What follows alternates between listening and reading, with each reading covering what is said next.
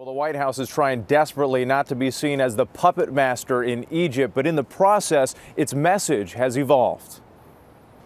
Yesterday, President Obama's message had an urgent tone. The future of Egypt will be determined by its people. It's also clear that there needs to be a transition process that begins now.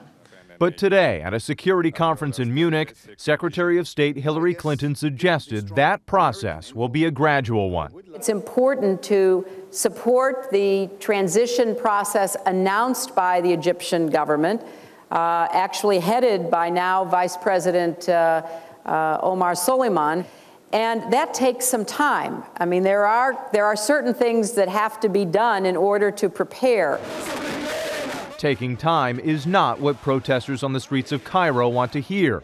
They want Egyptian President Hosni Mubarak to leave now.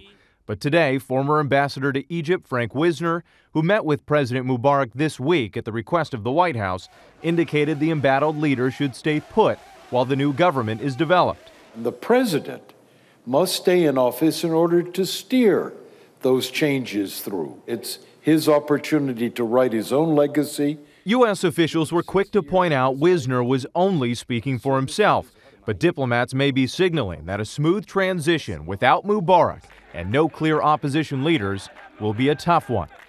No question that the White House wants Mubarak out, that they want him out now, as the president said, but also no doubt that we want to see a process of transition that is not chronically destabilizing for this part of the world.